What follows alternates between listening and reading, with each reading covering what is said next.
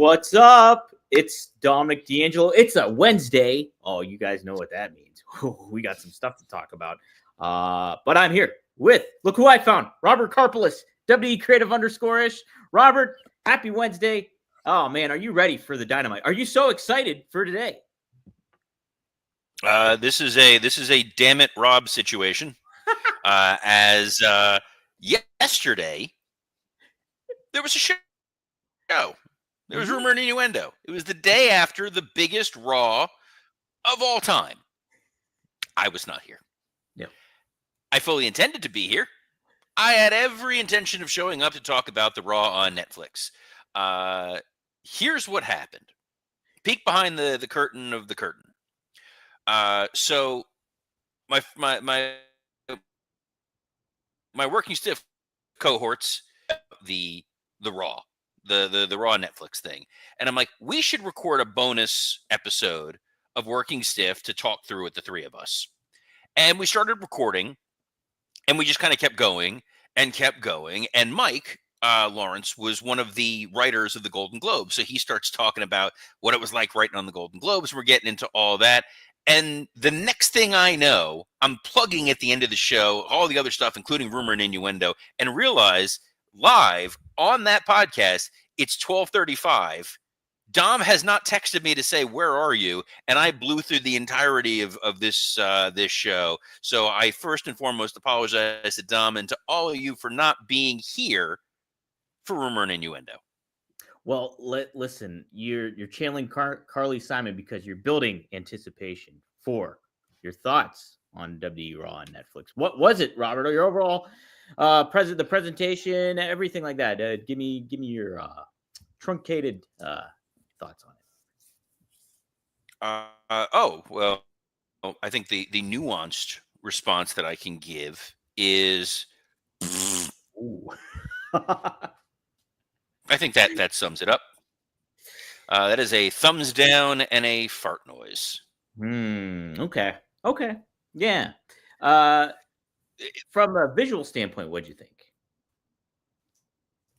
I can expand slightly. Yeah. Am I laggy or are you laggy? You're a little laggy. I can't quite tell. Yeah, you're a little laggy. Who's laggy on here, I'm guys? a little laggy. You seem a little laggy. If you're watching there in the comments, let us know who's dragging ass out of the two of us. Who's dragging ass, guys? Come on. Triple E, somebody let us know. Rob, I'm gonna try. You know what I'll do? I'm gonna try switching devices. Oh, I'm being told I am. So let me try to solve this, Dom. Pause for a moment. Well, you know what I mean. Like you cover. Don't actually pause. Yeah, I won't pause. I won't freeze. All right. So Robert will be back. He is readjusting some things, obviously, but we do got some stuff to talk about when it comes to everything. It'll be interesting to get Robert's thoughts on some of the presentation of Raw, but we will talk in the Dynamite. Kenny Omega returns. How would you guys handle him tonight? What would you do? So far, it's just really shocking that he's been presented like a big deal on New Japan, and like it's like, oh, and Kenny's coming back to AEW. It's like this is second in line.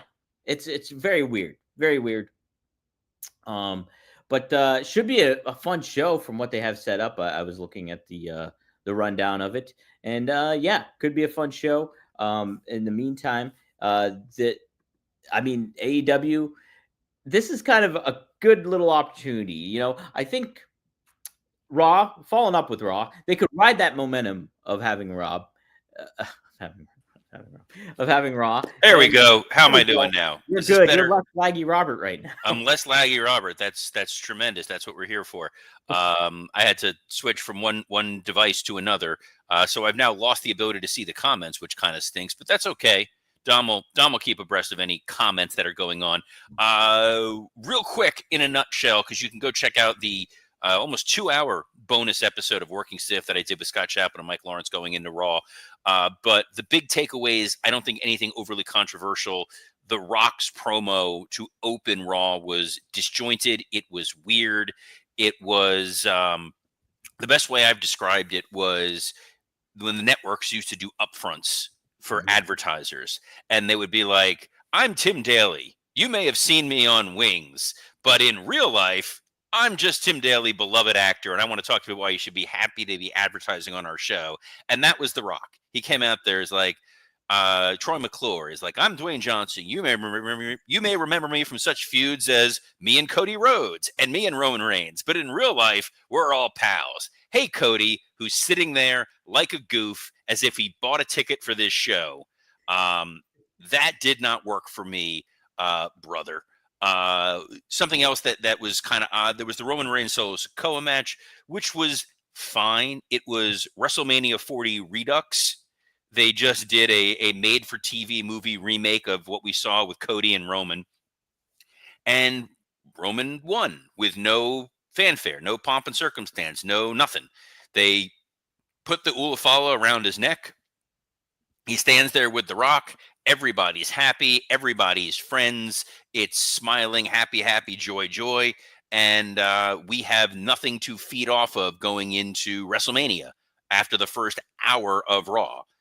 John Cena announces his entry into the Royal Rumble, which would have been really surprising, except for the fact that he already announced his entry into the Royal Rumble on a WWE post on their social when they were trying to sell tickets for the on sale. It was John saying, like, this is my last Royal Rumble, and I'm going to be in there, and I'm going to win this thing, so you need to go buy tickets. So we all had to act surprised.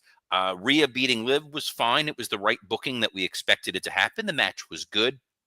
Post-match stuff was good, except when The Undertaker was like, oh, Rhea's getting some good positive crowd reaction here. Let me scoop some of that heat, as I'm sure your good friend Magnum or Gagne. Well, Greg Gagne doesn't know what heat is, but at least Magnum would have understood what was going on there. So you have this spot that was the Undertaker's that, according to reports, according to rumor and innuendo, was going to be Becky Lynch returning and possibly teasing a face-off there. Instead, you got the Rhea Ripley Undertaker moment, but fear not the most embarrassing return. And No. that was Hulk Hogan coming out there with Jimmy Hart, with the music, with the flag, and a chorus of boos. Yes. Thunderous boos, which, all right, I wasn't gonna touch on this, but I'm going to, and you're going to forgive me from this filibuster within a filibuster, Dom. But while tweeting, or while Xing, or whatever the hell it's called, on the WWE Creative _ish Twitter account, I was overtaken with joy at the hilarity of watching Hulk Hogan be booed out of the building in front of a crowd that was so pro wrestling. They were so in favor of wrestling, not pro wrestling, but they were like, we love this opening video montage that touched on the history of wrestling. We celebrate everybody. We're loving Taker. We're loving Hunter. We're loving Rock. We're loving boo Hogan. Okay. Tweeted about that. A gentleman on Twitter decided to reply to this, essentially telling me Trump has won. Project 2025 is going to be in effect, but I don't have to worry about it, Dom, because I'm going to be shipped off to a concentration camp.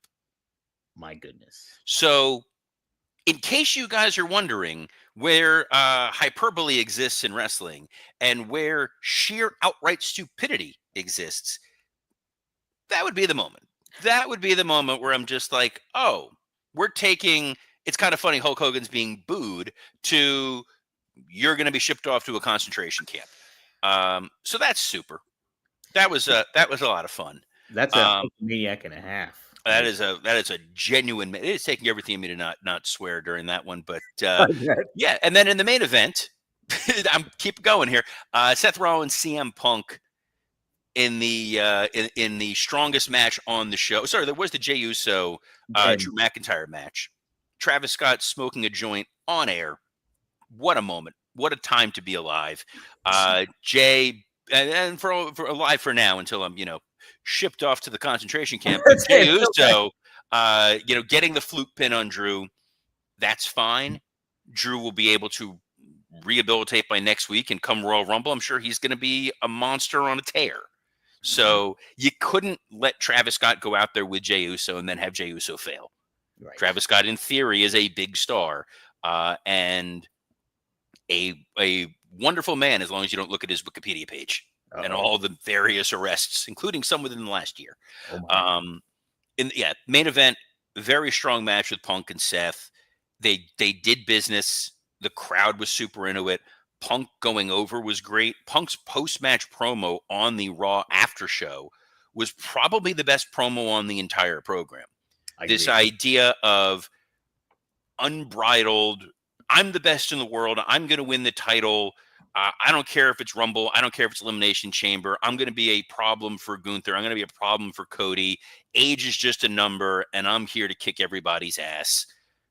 It didn't feel scripted. It felt natural. It felt unbridled and raw, and that was great. So there was some good, there was some bad, there was some poor choices, and the referees now dressed like PBA bowlers. But yeah, Whew. They definitely. I said it yesterday. It's like it felt like a letdown a little bit when it came to how the hype for it all was really well done. The intro video we were talking about how great that was with the history to wrestling and everything to that, and then it's just the whole thing. They could have done it a little differently, but I think in the grand scheme of it all, it's not going to be scorched earth and it's not going to have long-term effects. It didn't put it on the right foot, I would say. But moving forward, it'll be interesting to see how Raw on Netflix continues. So I think part of it, in all honesty, they choked a little bit. yeah. I think that they wanted to put on a show that was going to satisfy the hardcore fan, that was going to at the lowest tier. They wanted to satisfy the returning fan or the new fan, and most importantly, the Netflix executives who were there front row. They, when you clicked on Netflix, that was the first thing that popped up was WWE Raw. Like that is massive on a global level. No one is going to argue that. The exposure, the opportunity, huge, absolutely monumental. And there were people who were going to log into Netflix who don't have linear cable, who don't watch any actual TV, and they were going to see this and be like, "Oh man, I grew up loving wrestling. I should totally go check this out." And they're going to tune in and they're going to see, hey, there's Triple H. Hey, there's The Rock. These are all people I know. I don't know anything about the storylines. And they went very, diligently to tell the story as if no one has seen any of these people before. I totally understand that impulse. They've done that every time they've moved network to network. But what that meant is you did not get a lot of storyline. You did not get a lot of, here's why you got to tune into WrestleMania. We're dropping you in the middle of a narrative. It was just wrapping up things, simple, boiled down stories. Next week will be the real litmus test. The most important thing for WWE was yesterday. It was the #1 show on Netflix. They unseated Squid Game, which is obviously a global phenomenon. Now on Wednesday, it is the #4 show still on Netflix. So the replay value, the numbers are big. We'll see where this goes. Anything that's going to help wrestling, we're all for. All for it, 100%. Hey, we're all for a return of Kenny Omega tonight, Robert. We got to talk a little bit of the Dynamite. I thought this was Maximum Carnage this week, but apparently that's next week. That's next week. That's next week. Even I knew that, Dom. Well, I was unaware. And but hey, the lineup is Kenny Omega returns. How would you position him? What would you do to make him feel like the big deal that he's supposed to be? That he was just there at Wrestle Dynasty, had a really memorable match with Gabe Kidd that was the big talk of the social media buzz. So what would you do here with Kenny Omega? I have absolutely no idea. Yeah. Dom, no. Those of you who are Working Stiff Patreon subscribers, and I hate to just plug different things, but Scott Chapman and I did like an hour-and-a-half episode. We never really get it deep into New Japan. We got into it with the way New Japan positions us and all that. And I watched that Kenny Omega Gabe Kidd match. And my first takeaway is Gabe Kidd looks like Lars Sullivan. He looks like MMA Lars Sullivan, and it is very hard to unsee that. But it was a tremendous match that truly indicated to me there is a huge gap between Tony Khan and the Elite. Yeah. This is why we're getting into storyline world here.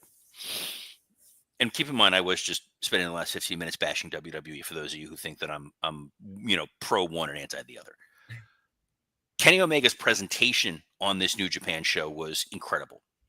The story of the match made sense as long as you ignored the U.S. commentators, and I'm glad that dude got suspended for what he did. We can touch on that in a moment.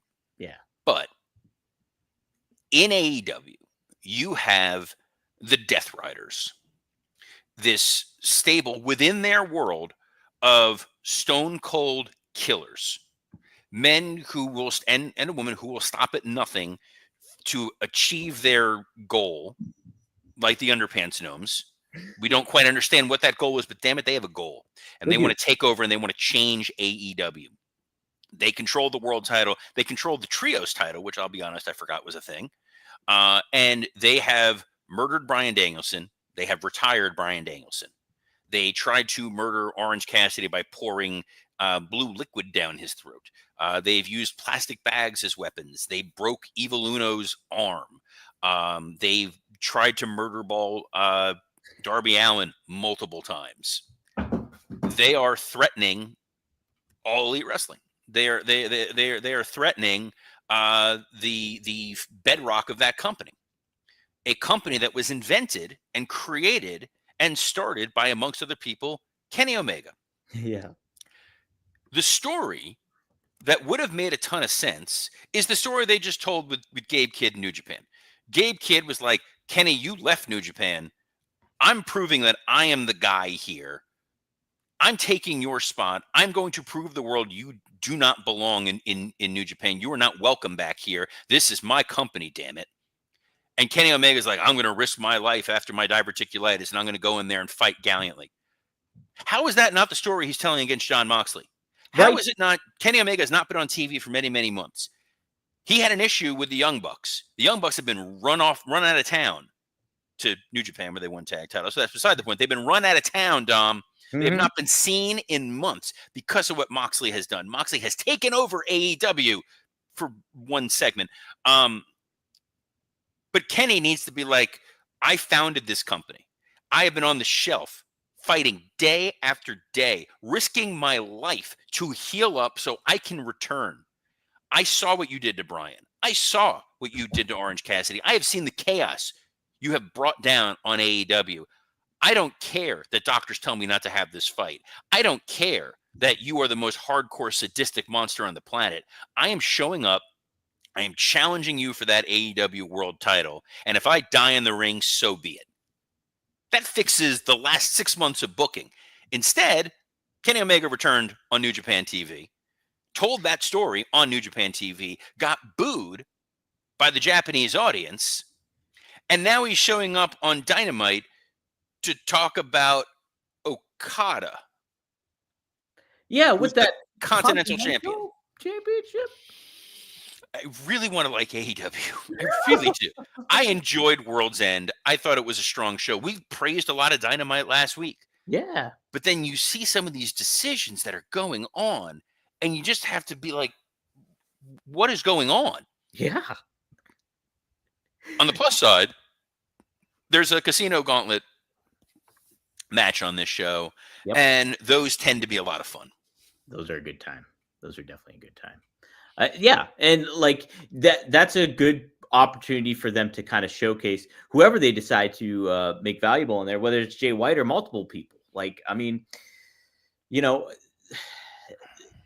to see the missed opportunities that WWE had with the Netflix premiere here, and then to see what AEW has been doing throughout the course of the past few months, and then the kind of correcting course in certain ways that we've praised, but I think it just speaks to some of the moments that they can kind of create tonight to kind of ride off a little bit of the momentum that WWE Netflix had, but kind of get you more excited for what's to come in the new year with AEW and this new TV deal and what the streaming stuff on Max and everything to that effect. So I mean, I don't know. I'm still kind of like, okay, I don't have high expectations, but I'm still like, maybe they can do something here, somebody that I think that is very viable that we talked about last week that cut that amazing promo was MJF, and he's set to appear live tonight. So hopefully he can set a really good tone for AEW here, Robert, too, as well. Unless he gets confronted by Adam Cole. We don't want that to happen, right? And the reformed, Undisputed Kingdom. Yes. So there's that. Look, we know there's going to be an MJF promo. MJF's going to focus on whatever his new directive is, but he's in the Casino Gauntlet Battle Royal. Yeah. As is Jay White, as is a number of other people. But then there's other matches that are scheduled on this show for people that you would assume would have been in the Casino Gauntlet Battle Royal. Right. Yeah. Like Will Ospreay's taking on Buddy Matthews. Should be a fun match, but great match. Kind of know what's going to happen, right? So we don't know. This could they may remember House of Black or a stable. And I think it's going to be a hell of a match. I'm a big Buddy Matthews fan. Me too. I think that's a dude WWE absolutely dropped the ball with in a massive, massive way. I think him and Will Ospreay can have a great match. Ospreay has been killing it of late, and every match he's been in has been spectacular. The other match is Bobby Lashley, Mark Briscoe, and I feel like Briscoe, him and Willow Nightingale both have this opportunity to be the kind of the Mick Foley of AEW. Sure. That felt like it was going to be Eddie Kingston's spot for a while, but Eddie's obviously been on the shelf. But this sort of the audience rallies behind you. You're a beloved, I don't want to say mascot, but you have this kind of underdog mentality. Every man kind of. Every man to some degree, but also like they still feel credible. Mm-hmm. They still feel like I would not want to mess with Mark Briscoe.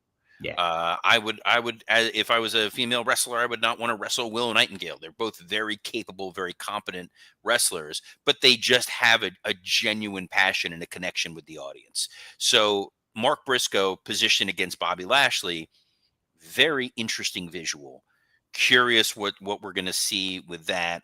Hopefully it doesn't suck this into a Hurt Syndicate conglomeration feud.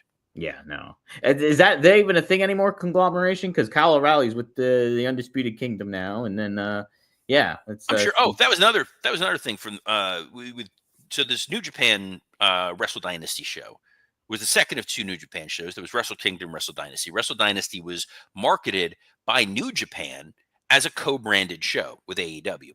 AEW did not seem to really promote this show, including on Collision.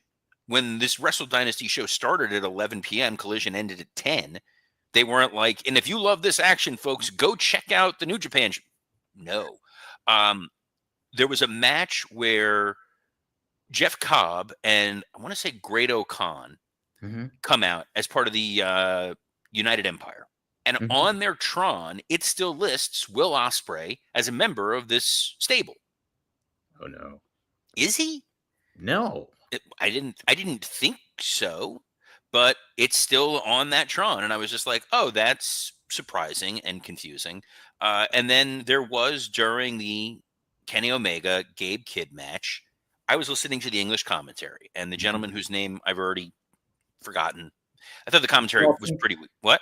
Chris Charlton. Kid wearing a bow tie. Cool.